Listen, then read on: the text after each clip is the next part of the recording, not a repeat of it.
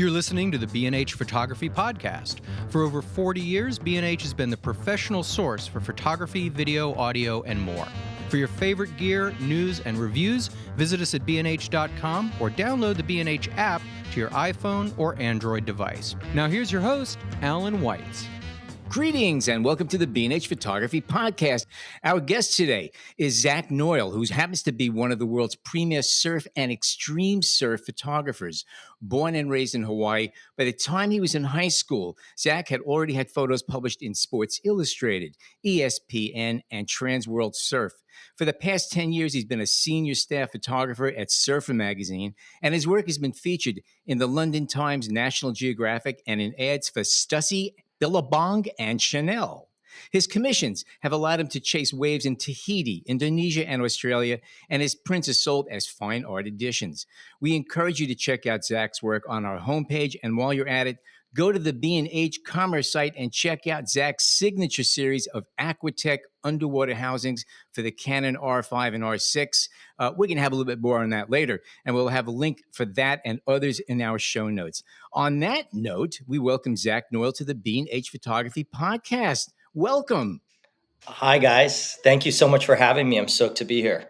It's amazing. So we're already like heading into mid-afternoon here and already starting to drag our backsides, and you're having your morning coffee in Hawaii. I don't know. There's something odd about that. But absolutely. Yeah, it's nice. I'm just getting my day started over here in Hawaii and enjoying the day. I already got to jump in the ocean before I came into the office, and no worries or complaints going on. Well, see, in New York, we just say, you say I took a jump into the ocean for a swim. Here we just say we took a short subway ride. It's kind of the equivalent thing here. You come out just as wet. It's true. Yeah. That's what I'm saying. So you had photos published in national magazines while you were in high school. And by the way, I also had when I was in high school. That's pretty cool, huh? Now, were you already working as a photographer at the time, or was it that point when your passion and your professional goals began to come together? So, I've been around photography all my life. My dad is a commercial photographer. He shoots hotels, food, fashion, like you name it. In Hawaii, he's been shooting. And so I've grown up and been around it, but I was never interested in photography when I was growing up. If he was shooting some food or some fashion, some models, maybe I was around, but it really was the love of the ocean that drew me in to create and take up photography as like my platform to kind of share with the world what I wanted to, what I was seeing out in the ocean. And if I could just pop in for 1 second there. Now, yeah. Your father now, he was a photographer. That's how he earned his living, and you were around him all the time. Were there ever any direct or indirect hints that he would like you to maybe follow in his footsteps or maybe not follow in his footsteps because he already learned a lot of good lessons? Where was that? So obviously you like water, but what about the photo end of it? Did your dad give you any kind of nudges one way or the other? I definitely don't think he never pushed me into it. He never was like, hey, come carry my sandbags and carry my stands and set up the lights. This is how you shoot. Never. I don't think he wanted the photography world. I think he wanted whatever I wanted. And he was there to support me in whatever I did prior. And when I was interested in photography, he was there all the same with the same effort. So it was never a thing of like, oh, now it's photography. Now I'm going to be interested in and help you. No, it literally was like, you discover what you want to do, where you want to be, who you want to be, and I'll be there to support you, which is incredible. It's pure support. That's great. Absolutely. And so very lucky and still have him. And the coolest thing is now I do photo shoots with him. So it's like we'll do tandem photo shoots where he, I'll shoot all the water stuff or I'll help him on land with some things or I'll do some video pieces for him. So it's really rad to kind of work with my dad in that way. He's semi-retired. He loves gardening a lot more these days, but he's still very actively shooting and enjoying it and learning. And I got him over on the new Canon mirrorless system, the R5, and he can't put it down now, just same as me. And it was like, it was crazy because it reignited like a new love of like photography for me. And I see the same thing in my dad with that. I was wondering about that because obviously I'm just guessing you're from your age that your dad, he was in his prime, for lack of better words, when film was still around, or probably the transition from film into digital, which was a dicey thing for the first 5 to 10 years before people really felt comfortable enough and the pictures were good enough to be able to be called professional. So, how do you find yourself working with him as far as his way of approaching pictures and your way, because your tools were different and are different? Absolutely. And you know what the interesting thing with him and film is, he stopped shooting film in 98, 99, and he was using the first phase one like scan back. I remember that. I think it was like a Oh yeah, 1 megapixel or something, and he was the first one in Hawaii to be shooting digital. but it was And quite a at that time, megapixel, by the way. It wasn't like it was today's cool. megapixel. Hey, you couldn't exactly, and you couldn't even do anything. So the studio was downstairs of our house, and he's like, "Okay, no turning on like the blender or doing any kind of things because it would disrupt the power essentially for that scan, that 2-3 minute scan that he had to do." So I remember all those times, and when I started getting into photography, he was well into digital, but he still had me shoot film, and he still guided me to kind of learn and hone my skills in the manual settings and doing these. It didn't last long because he started seeing all the bills from the lab again, which he hadn't seen in a while, but I kept putting it under Yeah. his name. Why not? Right. It's very sobering. It's a very sobering point. It really is. Yeah, and I think I attribute that as well, like him being so progressive into like digital at an early age and adapting it. I ended up not passing photography in high school, and he was never upset about that, which was incredible. I think he was more upset that I failed a class than it was photography, but it was not my thing at the time. And so I think just another like show of how much like support he gave me just in more forms of like than just the art. Hmm. And I know we talked prior, Zach, and you in high school. So maybe this is a good reason or a good excuse why you failed a class. But you were also a state champ at water polo, if I'm not mistaken, or swimming. Is that true? Yeah, so we won state championships for water polo, and then I held several of the like championships for swimming as well, like the sprint and the different forms. And so, that was a lot of fun and just anything to do with water. And I feel that still like resonates across my career and my life. It's anything to do with water. And that's where like my passion, my reset, my love is. Hmm. Hmm. And was surfing part of it though, even in the high school years, or were you more just into the swimming and the water polo? No, surfing was a part of it from a very early age, being in the water and being around it. And, then it was like, hey, I could take my dad's Nikonos 5 out and go shoot, and go shoot in the surf of my friends and do these different things. So that's how it kind of like all started rolling out from there.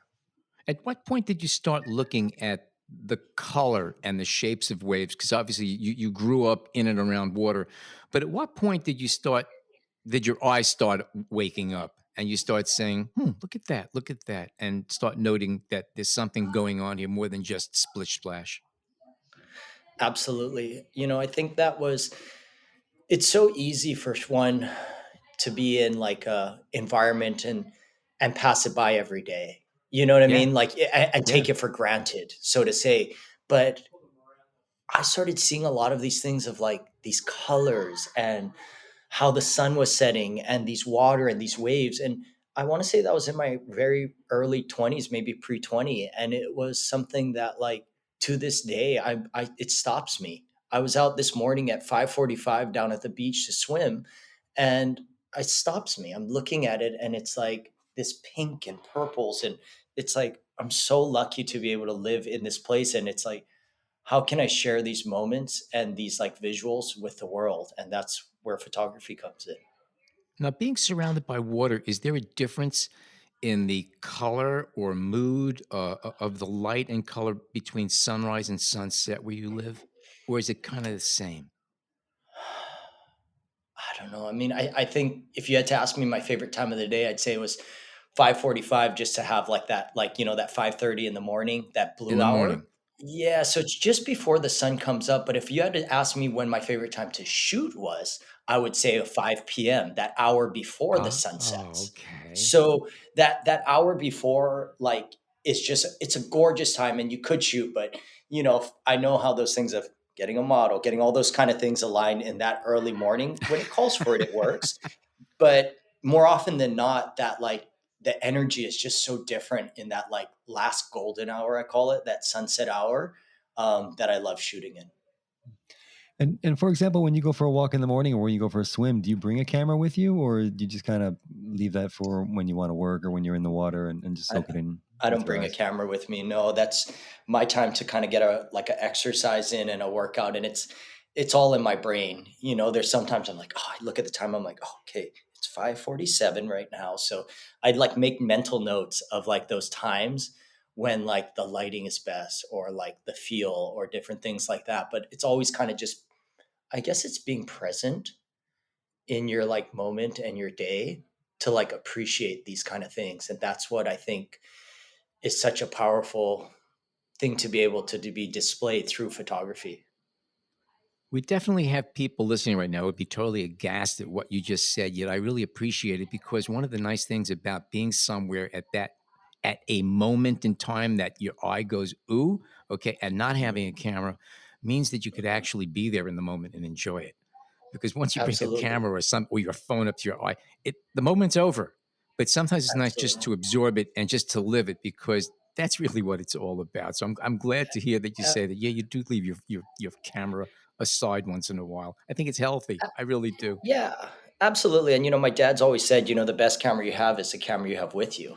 You know what I mean? And so it's definitely something. It's like, hey, like, yeah, this would be a gorgeous shot, but being able to like appreciate those moments helps you later when you do have the camera or you are like just going through your day, and it's like photography is my love, my passion, and my career, but it's also just like a part of like the many things that come with being a photographer, right? Having the camera in hand.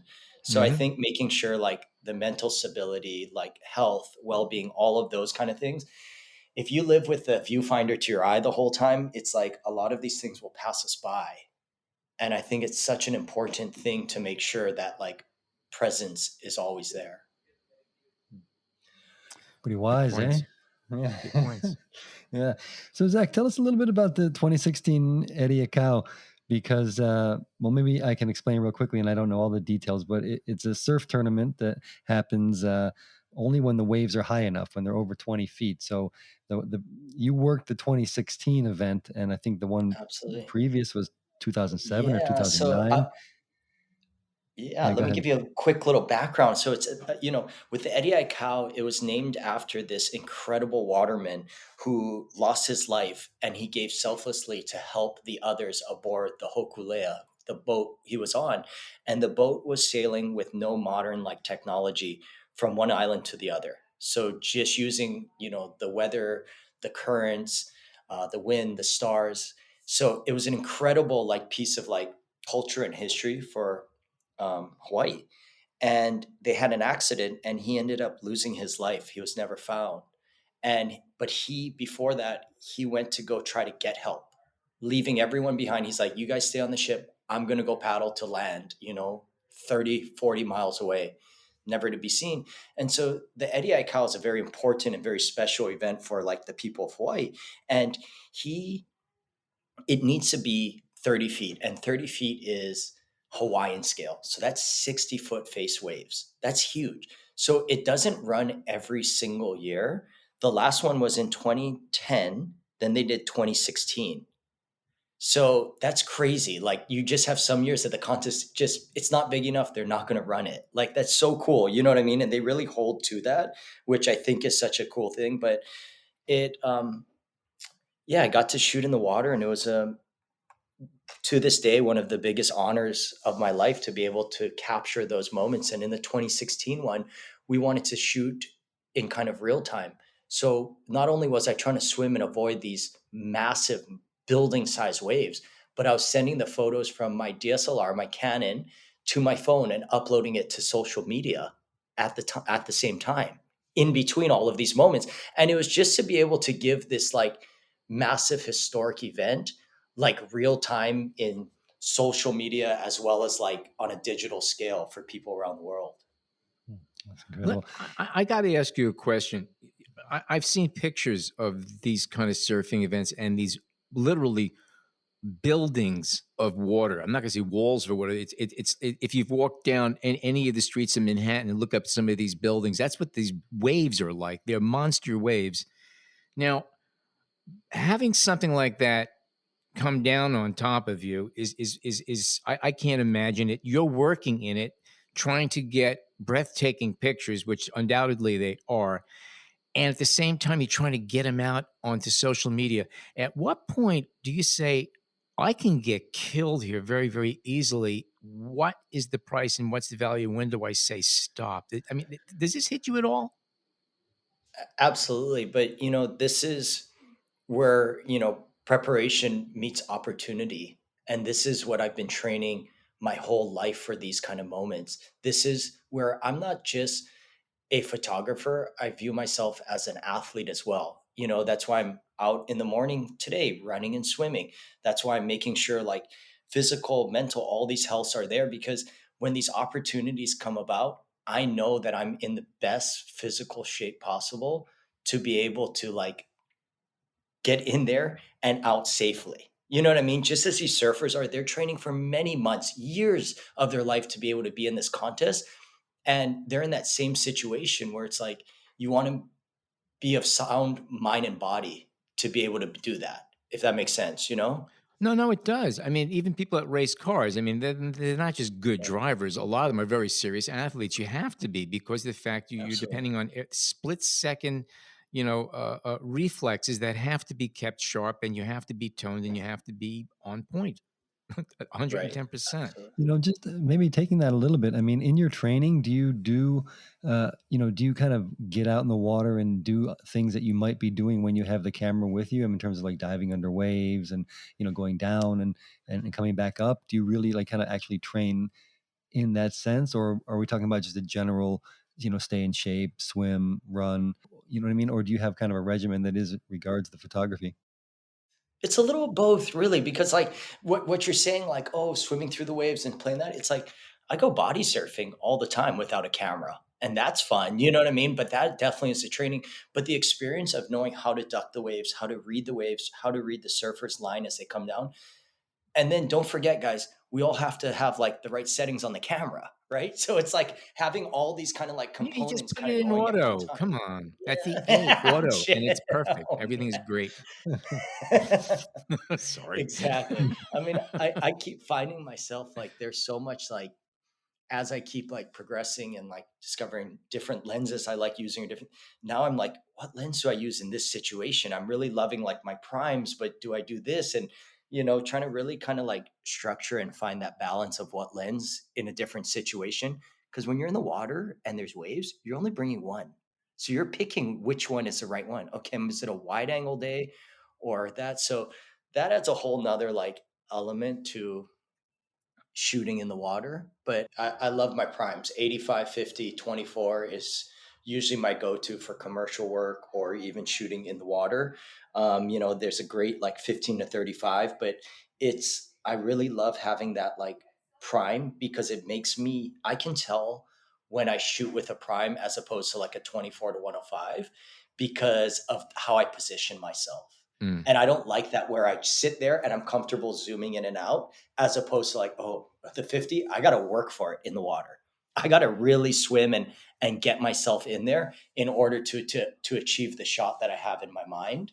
And that's what I like about it. Even on land, I see the difference of that. And with the zoom, you become complacent. Like, you kind of like drop your, like, tripod and that's where you're standing. So I don't know. That's, to me, to each their own, really. No, that's a great point. But actually, can I ask about zooming? I mean, in the water, how do you do that? I mean, do you need the second hand, or is there an auto function on the housing? I know it may be a silly question, but No, not at all. One hand is holding, and using the shutter, and the other one is zooming in and out with, like, a gear that is, like, placed around the lens to zoom in and right, out on okay, the housing. that's what I thought. Yeah, Right, yeah. So you have to actually really align your body differently, and you're using your feet probably a lot more. You're kicking to keep yourself in position, so it's also physically more taxing, I would imagine. absolutely. Yeah, definitely. There's a lot more kind of going on, from, like, the treading water, keeping stable, and then, like, Now try adding in like shooting video. So you definitely want to like keep even more stable than you were, and focusing it, and doing that. A lot of my work, as you've seen, is like I'll shoot at like a shallower depth of field, and it kind of gives me a different like perspective than what you see a lot of like in surf world. And it kind of gives me that like perspective of the surfer a little more like popping out at you, if you will. Right, right. A lot of your most incredible shots to me are ones where you're under the water and you're looking up, and through the surface of the water you can see the surfer and the wave rolling over, and the sun often coming in. Can you kind of describe how you get those shots, and is it really just experience working with surfers to know when to get down and when to work your way back up in order to get those shots? Absolutely. So, it takes a bit of planning for a shot like that because we're shooting beneath the surface of the water, looking up at the passing surfer. So it kind of takes a little bit of like thought pre. As a surfer takes off, you're diving underwater. And at that moment, you're diving under and you're kind of like positioning yourself. So it's just like in anything that you're kind of shooting, but you're going beneath the surface of the water to do. So you definitely got to take a big, deep breath, and then you're sitting down deep and looking up at the wave as it passes over, and really tracking with the surfer as he's on the wave, as he's passing you by, because it's going to be quick. So you really have to be in that right positioning. A little too far in, you're caught inside. A little too far out, you're missing the surfer. So yeah, it's kind of a fine line, and that's what I think is so fun about surf photography is, you do need to be a surfer. You do need to know the positioning, and you need to know like what the waves are doing. There's a lot of variables to it in order to create that one shot you envision.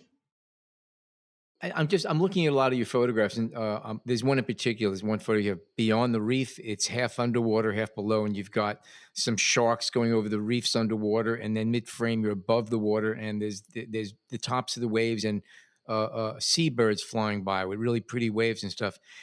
And it's about as perfect as a composition can be in so many ways, with so many different angles and movements. And there are other photographs too where a lot of these elements that are well beyond one's control just fall in perfectly. Do you ever take liberties with Photoshop to reposition or change style? Because again, I'm just curious. I mean, that makes it photo illustration rather than a straight photograph, and that's neither good or bad. But I'm just curious to know if you No. do take those liberties. No, I don't. I mean, my dad, another quote my dad always said was, shoot loose and edit tight. In the moment, shoot a ton, and you're going to find these moments. I mean, great with these like new motor drives with the cameras. You shoot a ton when you're in that moment, and then you edit it down. But to me, it's so important to be able to create it in the camera. I'm looking at a picture on my wall, and it's a speed blur of a big wave.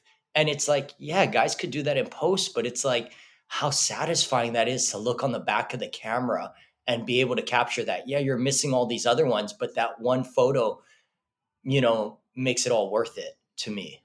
See, now you also said something there that also adds a certain dimension to it, and that is with today's cameras, where even 10 frames a second is ho hum. Okay, um, getting back to your father, where his training came into it, where a fast camera was maybe 2.5 to 3 frames a second, and that's with mirror locked up. You had to be a lot more on top of that moment. Whereas when you see us, it's very different. You could visually anticipate something's about to happen. Here it comes. Everything's about to fall into place. I'm just going to hold my finger down and shoot 20 frames per second, and one of them suckers is going to be dead on. As opposed to, I only have one real shot of getting this, and I might be in the following 1 or 2 frames if I didn't miss it altogether. That's a very different point of view. So I guess I'm paying a little more homage to your dad. And yes, I've also been guilty of nailing an incredible shot because I just held my finger down on that shutter, knowing that one of those pictures has to be just there. Yeah, but I think that's the preparation meets the opportunity again. You know what I mean? It's that preparedness and that like having the right settings of all these things and putting yourself into that like moment of that composition and all the things added. There's guys that just will hold down the shutter and just fire off, but it's like I'm talking more like in that moment, capturing all those photos. You know what I mean? Not just wildly shooting. Oh yeah, no, I get that, and especially if you have Yeah. a wall of water about to come down. Yeah, I want every frame I can get out of that moment. No two ways about it. I worked Absolutely. pretty hard to get there, Right. so I'm on your side. Right. So. Well, as you've mentioned, you've been surfing your whole life, and you're very comfortable in the water. And as we know, surfing can be a social activity for people. It can be a hobby, a pastime. It can also be, a very serious competition athletically. So, I mean, how do you hold all those ideas in your head? Do you have one thought on what surfing is, and then kind of a follow up? I mean, where do you see the best photos coming from? I mean, do you find that the best photos come from competitions and when you're amped up and the surfers are amped up, or could it just be the opposite when you're all chill? Yeah, I think it's more like I like to call it the moments in between. And to me, it's better in those moments rather than in like the fierce competitive competition that everyone sees. And from years of putting in time as well as like friendships, these guys are now comfortable that I can be in those situations. So for me to be able to be see that like, kind of behind the stage, those moments in between to me are the more powerful ones. Their surfing, their lifestyle, all of those kind of things, as opposed to the ones that everyone sees on like the world stage in the main competition, if that makes sense. Yeah, it definitely does. Okay, we are going to take a short break, and we come back more with Zak Noyle, and we're going to talk about sports housings from Aquatech, his own designs for taking pictures underwater. Stay tuned.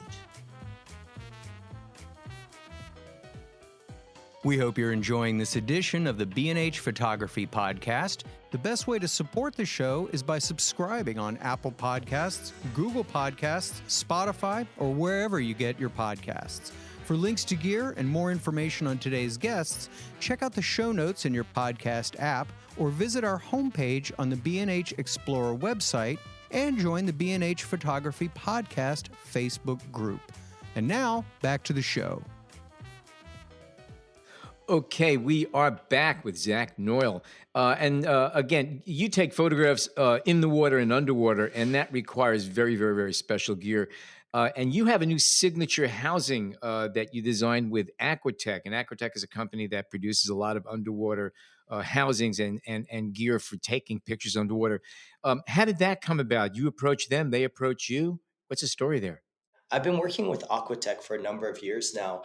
And when I got my hands on the new R5, I knew this was the camera that was really going to change the way I shoot, as well as many others out there. So as we started to design the housing, it was something that I started to see Aquatech really taking beyond their normal route.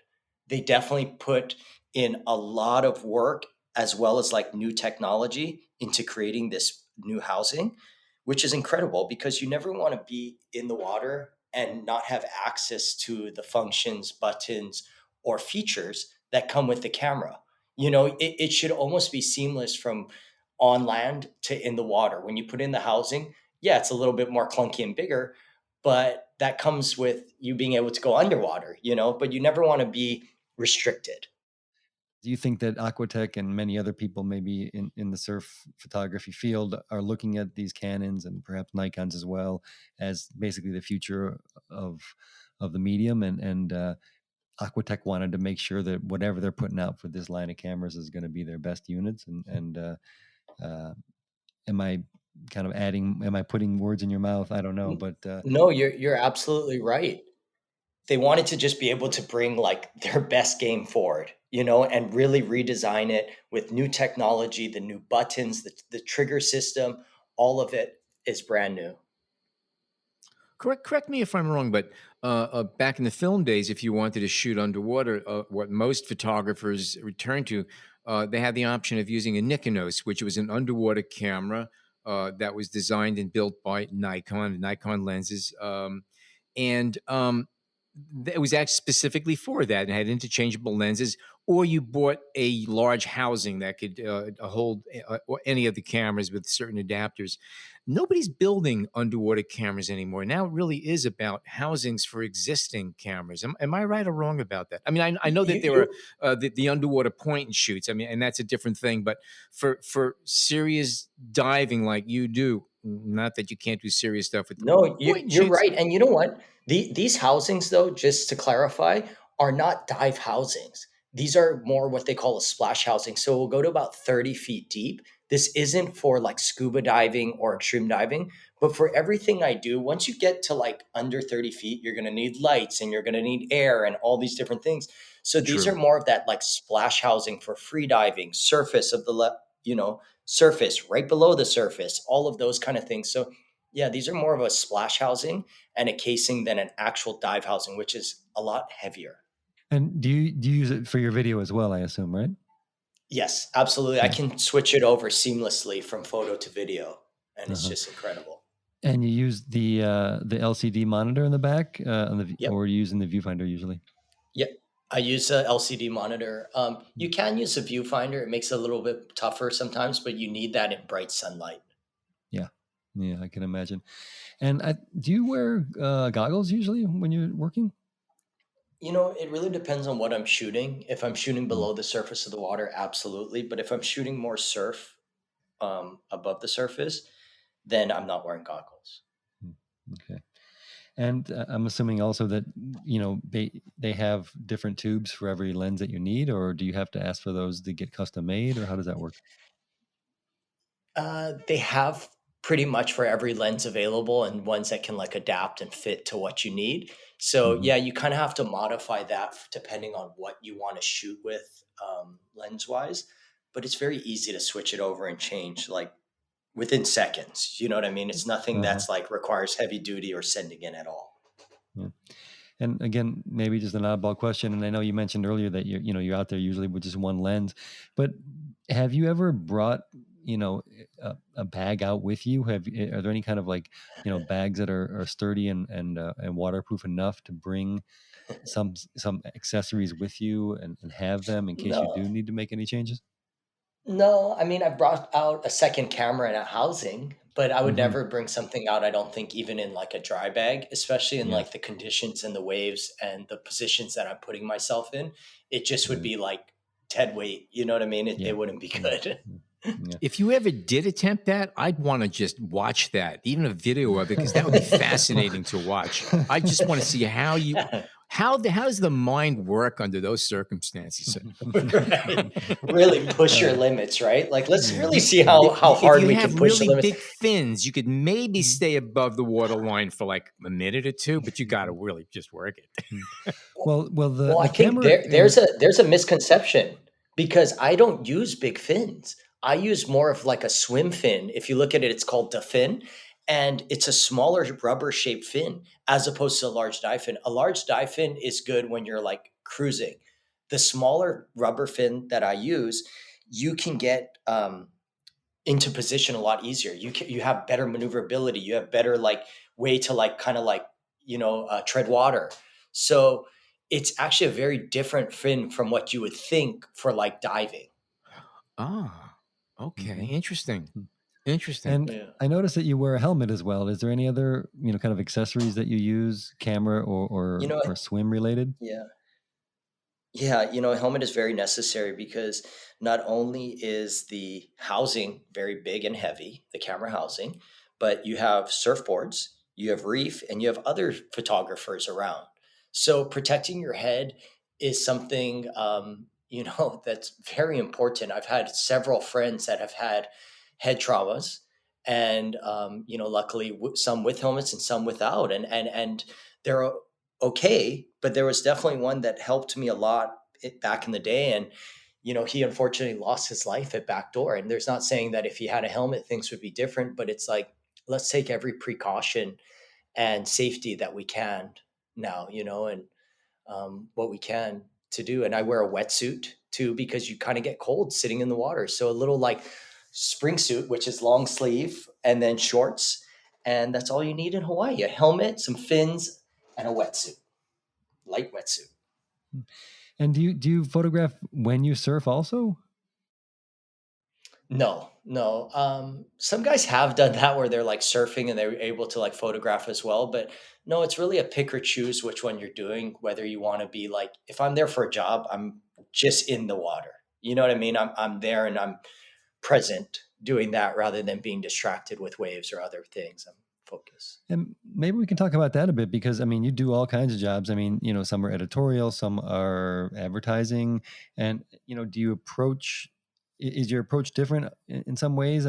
Yes and no, because like to me, it's like I like to shoot anything water. I mean, I'm slowly getting my legs where I'm going on land and shooting a lot of things as well outside.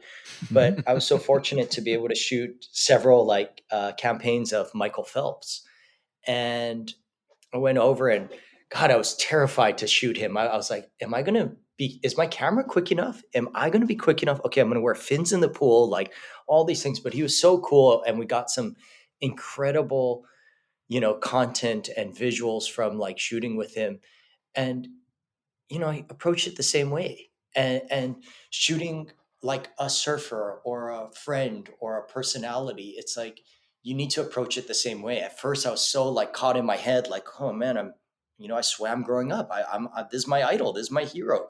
But to be able to do that, he's another person, a very nice and great person, but another person. And it was like, okay, let's get to work. Let's create. How do I create these things? And one thing, another like tip that comes to mind is we were shooting and it was dark and I sunk all these LED lights on the pool on a rack. So we were lighting it from the bottom of the pool and it was kind of glowing. And Michael Phelps was at the surface of the water, just with his goggles. And between takes, when we were doing it, there's a smoke machine, big production. He would kind of sink below the surface of the water. But man, I only have so limited time with him. I'm going to keep shooting. So I shot some and I looked at it and I was like, holy cow, this looks epic underwater. You know what I mean? Of him like just below the surface of the water is real silver, but like dark and ominous. And I showed it to him and he loved it. And so to me, this is a lesson for people. When you guys are shooting with a model, a personality, whoever it is, and you get this, they can't see what you're seeing through your lens. They can't see what you're envisioning. So if you show it to him, his whole demeanor and attitude changed. He was cool before, but it all changed. He's like, let's try a couple others like this. And it all changed. And if you don't share that with your subject, your model, the personality, the athlete, the superstar, whoever it is, they don't see what you're seeing with your lights. They don't see what you're seeing looking towards them. You change the entire demeanor and dynamic of that person by being just showing them that glimpse on the camera. So I think that's a very important lesson that I think we should all remember. Yeah. No, you turn a subject into a collaborator, right? That's wonderful. Absolutely. Yeah. And you had mentioned about getting your legs about you there, photographing on land. What else do you like to shoot? In other than being in the water, and what steps are you taking in that direction? Oh man, I mean, I've been running my own creative agency, which I saw like quite a need for in Hawaii. Traveling the world, I kept seeing a lot of places saying, hey, look what we created in Hawaii. And it's like everyone loves Hawaii. Hawaii to me is one of the most valuable and strong brands in the world globally. And I was like, we have incredible creators, creatives, and people here in Hawaii. Like, let's utilize that rather than outsourcing things. And so, with that, I've created my own agency and it's been incredible. We've taken on all types of things from Domino's Pizza Hawaii to a local like hardware store, as well as many international things that come through. I can't do it all by myself. And so it's been incredible to be able to hire other like creatives and, really bring them up as well, giving them work, giving them a paycheck, as well as like the artistic freedom to create. Wonderful. And this is photography, video, written content as well, or is that the full Yeah, package we type have of stuff? we have we have two graphic designers. We do like, SEO and digital like page strategy. We have 7 employees, I think Oh, now. that's I'm great.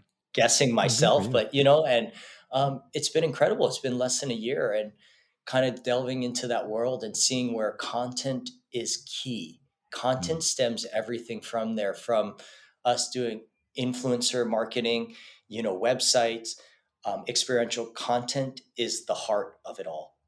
Yeah. You kind of No, you make answered good. one of the questions I wanted to ask, and that is that listening Sorry. to you talk about how you're training Yeah. and the physical demands of what you do, and again, looking at the Yeah. pictures and where you're working, no doubt it is the kind of thing where you can't take yourself lackadaisically. You have to really work at it and keep yourself in top shape. And I was going to ask you, at what point do you say, I really can't do this anymore safely, and this is not a good idea, and I'm going to get hurt? What should I do? It sounds like you already got your plans in place here. Absolutely. I always knew Two I'm 30, points. I'm 36 now, and I don't want to swim out to pipeline forever and always. I mean, I love it and I'll do it as long as safely. And I see some other guys out there that are much older and very respected and handling and doing it. But how I want to shoot it and what I do, it's always will be a passion and a love for me. But knowing those like next steps as well as like what's best for me, like physically and mentally, I went through, I mean, I think as with everyone in the past year, a lot of things mentally as well as like emotionally, you know what I mean, with the pandemic as well as like a lot of changes and things like that, that I really had to reanalyze a lot in my life and changing a lot of my habits and routines and things like that. I feel I'm in such a good place, but having 7 employees that look to me as their like month to month to eat, you know what I mean, their paycheck and everything like that, it's like put on a new responsibility. I don't have children yet, but I feel like I knew that I needed to make a lot of like changes in order to have that like better strength to run these businesses, to be able to be a better creative and to find my flow. So even in paradise, these are serious. No, seriously, it's really you do. Look at this guy. Look what he's doing. Look where he lives. Look where you got the headaches like the rest of us do, and they're all real. It doesn't really matter where you are. These are real things that went down the past year and a half, and the changes and the sobering effects of a lot of these things that you're talking about. Yeah, it's universal. But I have to admit, it is kind of good to hear that you feel it in paradise too. I have to admit. Absolutely, and I'm literally I stood outside when I got to my office at like 5:30 and then like dropped some stuff off and then went down to the beach and I like looked at that sunrise this morning and I was just like, man, I'm so lucky to be able to be doing this. But I knew that I had to go get my like run and swim in because it would help my day, even though I knew I jam packed and I probably could start working at that moment. But, a year ago, I was in the office 6 a.m., you know what I mean? Home at 6 p.m. It just wasn't like sustainable. So, I knew I needed to make these changes for myself because you can only run so fast for so long, right? Before you really like have that burnout and like we require our like creative like mind and eye, and I think it's so important for us to make sure that we take care of that as well as like resetting it and finding that balance. So let me ask you a question, if I may. This might be one of the last questions Yes, I would have. of And course. Sean, I'm not sure if you have anything on your list that you want to cover, but with all of this said, and again, having accomplished an awful lot in your 36 years doing what you love doing, and recounting all this stuff, and just taking an emotional and mental inventory of things, what do you want to do photographically? Either having to do with water or not having to do with water. It's some stuff that I'm already doing at this point, which I'm so stoked of. I'm directing some new pieces, some visual, like, very beautiful cinematic pieces that we're doing with storytelling and telling the stories of some of the people that inspire me and that I look up to, and for some big companies, which is incredible. And it's a lot of fun to be able to share the stories of my friends who I already look up to with the world through like my eyes and give them that like respect to kind of have that like story told. You're going beyond stills here for sure. Absolutely. I'm Okay. at this point I'm doing both, which is like a little driving me a little nuts, but I'm loving it. And I'm like enrolled in learning color grading right now for video, which I love. And those are all little things that I'm trying to like learn and just absorb. We have to keep learning, and I love the photography aspect because I love being able to tell a story within one photo. When someone looks at it, they feel it. That's why I fell in love with photography. Now, Video now is a whole nother world that I'm trying to, you know what I mean? Like jump yeah. into. So yeah. Well, instead of having to tell a whole story in one image, you have to tell it over a period of time, which sounds like it would be, oh, now I have time to tell the story. But no, there's a lot that goes into having to tell that story as opposed to one frame to insinuate. Which challenge do you enjoy more? The still or the motion? Photography has my heart. It's always going to be in that way. Video, I think, comes with like the agency and all these different things. It's going to be something that like is inevitable. You know what I mean? Of having that balance of and having both. I see a lot more clients wanting both, where you just go. You know what I mean? So, it's good. It pushes us out of our comfort zones, which I think we need. I like that. Maybe I can ask my last question, which maybe is not all that different, frankly, but it does get specifically back to surfing. And I kind of wanted to know who, as surfers, and maybe you can speak about, well-known surfers or even just friends that, you really like to photograph, and maybe there's somebody that you still want to photograph. Yeah, absolutely. I mean, I've been so fortunate to be able to go on trips with everyone from like, John Florence and everyone in between. You know what I mean? It's I've got to go on those trips. I was a senior staff photographer for Surfer Magazine for 7 years. And with that, everyone's kind of knocking at the door because they want to go on those trips. You know what I mean? They want to do that. And it's been a lot of fun and a great thing. One of my favorite people to travel with and still my friend who I almost talk to daily is Danny Fuller, who's a incredible professional surfer and photographer. And he just came out with a beautiful book that he does these incredible time lapses. And I think it was by Tashin, which was cool. And, he is just a good friend. We kind of bounce a lot of things off of, but we've had some incredible, I can't think of where we haven't traveled to together. You know what I mean? Like everywhere I've gone, that's been my favorite trip. I'm like, oh yeah, he was there. Oh yeah. So it's like, that's cool. And it's become like a great friendship. You know what I mean? And to me, no offense to like a Kelly Slater or guys like those. I mean, another person who's incredible and look up to, but like, I want to get a picture of like my good friend. To me, that means more if that like perfect wave and photo that I get is of my friend. You know what I mean? Like of a close friend, even if they're not a professional. I mean, Danny's a professional, but I've had photos that aren't professionals and it still means more because it's an incredible photo and it's my friend. Yeah, it's a memory too. That makes it important. Absolutely. That's what photography is, right? It transports you back to that moment and that memory. Zak, the hours zipped by as we expected here. It was terrific speaking with you. Again, we're winding up our day, and you're first starting yours from paradise over in Hawaii. It's great. Enjoy every single moment of it. It was wonderful talking with you today. If people want to catch up with your work and even some of the new work you're doing right now with the agency work you're doing, where can they go to? My social media is kind of always a catch-all with beautiful moments and different things that we're working on and we've done. So the agency is called 1117 Creative, ELEVN, like 17 Creative. And thank you so much, you guys, for your time and having me here, and looking forward to catching you guys all soon. Okay, and also just to mention again that you have your signature housing from Aquatech, and that is available at B&H. And all of the links to Zak's sites as well as these products will be in our show notes. So if you are curious, you can find them all there. The housing, not only is it available on B&H, but it's an exclusive to just B&H. So you won't find this color or this housing anywhere else in the world but at B&H. So you have to get it, and it's limited in numbers, guys. So don't wait. They're going quickly. John bought 30 of them before the show started. Okay. Thank you, John. Yeah, appreciate it. Yeah.